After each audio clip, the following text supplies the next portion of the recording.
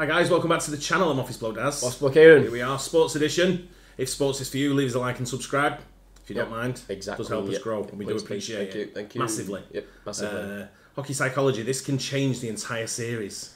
Stanley Cup Game 4. Went and got our haircuts before, right? And I was just sat behind whilst you were having your haircut. I was like, oh, ice hockey was last night. Let me just see what the score was. I know. Oh, what the hell? Yeah. And the mad thing is over here, the hockey's on. I know it's on late. It's on at like 2 in the morning, I think it starts. But it's on a weird channel. Yeah, I can't find it. It's on I found it. It's on a channel you have to pay extra for as well. Yeah, it's an extra £12 a month on top of all the sports channels we have. We have every sports channel. We have every sports channel that's available apart from that one. And it's paid for your skateboarding channel. That's it. I paid for everything. Got naked darts on there last night. Oh really? Yeah. But yeah, it's one Viaplay. I've never even heard of it till a few weeks ago, and it's and that's who has the I was looking because I used my PS5 to go on Sky and stuff, and no channel on ice hockey. Yeah, it's called Viaplay. But that's not a channel on the thing though. I think download that as a separate app. Might have changed names again. It's changed from something to something, and now it was Viaplay last time I looked. But yeah, it's a rip-off. £15 a month, and that's the only sport I think they carry. Anyway, but the whole talk for the Stanley Cup Finals so far has been about the Panthers goalie, really. Panthers goalie, yeah. About how he's been not conceding anything, and then I've just looked at the result. Didn't he concede 8 goals this time? If it was the same keeper in net. Well, they're going to rally now, aren't they? But let's should we see? Yeah. Let's get into it. This can change the entire series. The Stanley Cup Game 4.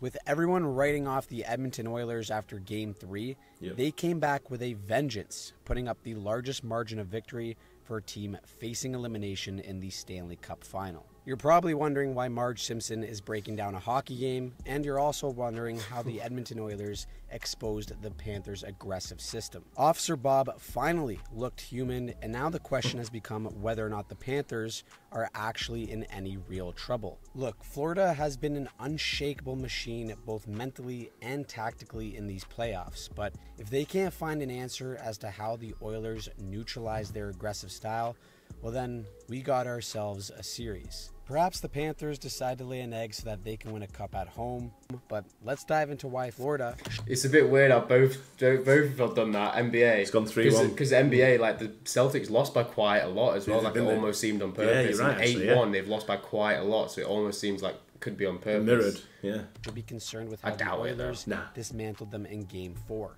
The Oilers scored 8 goals on the Panthers, which is the most that any team has scored on Florida this season. And they did it by using a similar strategy that Dallas used to expose Edmonton in round 3. This was the flyout play that the Stars used to stretch out the Oilers' D so that they can have space to either make plays underneath or create a quick rush with a lead pass. Coming into this series, the Florida Panthers' game plan was to use their aggressive forecheck to slowly break down the Oilers' D. In games 2 and 3, it seemed like the waves of pressure that Florida brought every shift caused the Oilers' D to make some costly mistakes. In Game 4, the Oilers combated this by using this flyout play to back off Florida's D, and it eventually led to 4 goals. On the very first shift, Edmonton will have a winger off screen here to force one of the Panthers' D to back up.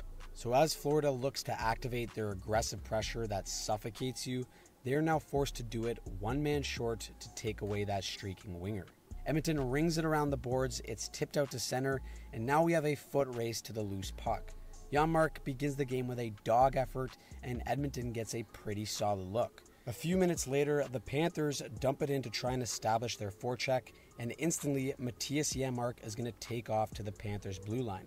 Only 4 Oilers come back into the zone, while 2 Panthers players converge in, and the Oilers' D is going to make a hard rim play to Janmark. Forecheck is successfully evaded, and now the Oilers are on offense.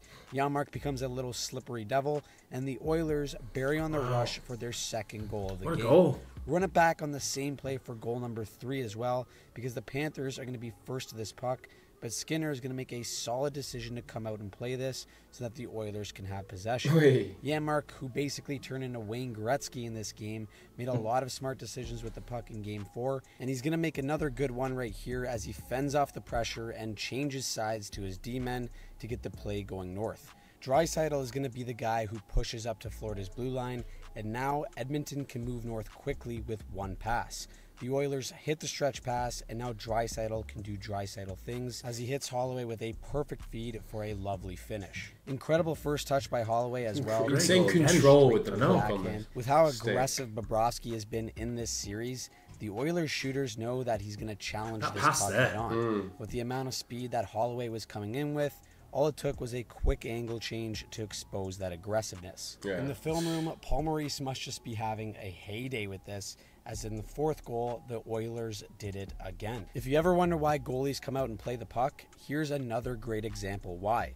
Skinner is able to stop this dump in and avoid having his defenseman trying to make a play under the pressure of Florida. With Florida's forecheck waiting to pounce on any of Skinner's options, he's going to just fire this up the boards to Warren Foegele, who's ready on the wall. Good old Canadian boy who'd make Don Cherry proud as he takes this hit to make a play into the middle. Bouchard begins to activate, and now the Oilers have time and space because the Panthers can't fully press with all 5 players. That's because Zach Hyman has parked himself at the opposing blue line. Bouchard stretches the play to Hyman, and now the speed demon, that is Connor McDavid, is loose to drive through the middle and beat Bobrovsky clean. By pushing the pace out of the D zone and stretching the ice, it also gave Edmonton space to make plays underneath as the Panthers defense retreated to cover the Oilers' cherry picker. All game long, Stuart Skinner was snapping it around back there, and he was a big help for the Oilers to consistently and effectively avoid the Panthers' pressure. On this play, Foegele's presence on the blue line is going to force these two Panthers to bust their ass back into position instead of trying to gap up and converge on the puck carrier.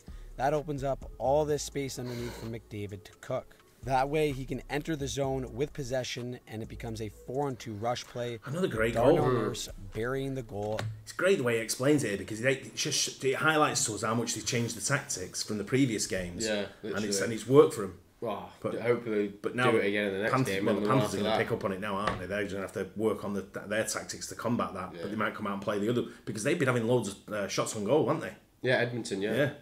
It's just this time they've all gone in. That pulls Bobrovsky. You're an embarrassment to the department, Bobrovsky. That is huge for the psyche of this Oilers team, as he straight up demoralized their shooters in games 1 to 3. But now we see that he is human after all. Meanwhile, in Game 4, Skinner was brilliant for the Oilers. When this game was still close with Edmonton having a 2-1 lead, he made a massive save on a 2-on-1 to prevent the Panthers from tying the game. His ability to handle the puck helped Edmonton execute their game plan, and he looked rock solid, stopping 32 of 33 shots. Now, the other thing that should concern the Panthers is the play of Connor McDavid. Offensively, he put up 4 points and had 3 assists to reach 32 in these playoffs to surpass Wayne Gretzky's record for the most in a single postseason. He must have heard all the love Barkov was getting after Game 3 and said, screw this, whatever he can do, I can do better. The defensive element of his game was incredible all night. Just look at this little subtle play to swing up high in the zone and support his D-man. The puck is turned over, but he's in a perfect spot as the F3 to do some damage control. It looks like it could be a dangerous rush for Florida with their numbers, but McDavid just angles him off, forces a turnover, and just like that, Edmonton has a quick chance for a counter. Even though this game was already out of hand, he supports down low, gives a cheeky little stick lift, and now Edmonton has a rush chance the other way. A complete 200-foot play that ends up in a goal, and that is the level of dominance that should concern the Florida Panthers. Now, are the Panthers actually in trouble? Most likely not. But if there is a chance the Oilers come back, this game laid out a tactical blueprint as to how. Paul Maurice and the Panthers are going to have to take a page out of the Oilers' book with their series against the Stars. The Panthers are going to either have to double down on their aggressiveness or have to use their F3 to play more conservative so that they have more numbers back on a stretch play. More importantly, though, I fully expect Officer Bobrovsky to come back and fully play to his potential. Even though he did get yanked, majority of the goals were structural breakdowns from the team that forced Bobrovsky to have to make an incredible save. If he did let in a few stinkers and his positioning or tracking wasn't great, there would certainly be more doubt about his ability to bounce back, but we're likely going to see Officer Bobrovsky back on the case for Game 5. So, now that Oilers fans feel like Lloyd Christmas after Game 4... So you're telling me there's a chance? Do you think that there's truly any shot Edmonton can pull this off? There's a lot of funky stats out there that may cause some doubt, but I don't think the nerves start to really come on unless Florida loses Game 5. Anyways, drop your opinions down below, and if you want to see more breakdowns just like this, turn on notifications. I bloody hope so. There'll be nothing better than that, being 3-0 down and then winning 4-3. Can you imagine? How cool would that be? There'd be a meltdown from Florida, that wouldn't it? Especially losing 2 years in a row they've lost the Stanley Cup Finals, if that's the case. I have a feeling Panthers will probably win it, but at the same time, the Edmonton Oilers have shown more than they can beat them and more. Do you know what I mean? They have. They've not. I know they've lost the games. The first three they lost, but they were piling on the pressure the whole. The first game they lost 3-0, but they should have. Yeah, you should won a 3-0 game. Not at all. But it's I love this channel as well. Just really good breaking it down for us. It's a lot easy for us to understand watch this than the highlights and stuff. I agree. As well. Because what he highlights there as well for me is the different tactics they use. I would probably never pick that up. No, exactly. Not in hockey anyway. It's for me, it's a casual sport for me. But it's really enjoyable, brilliant.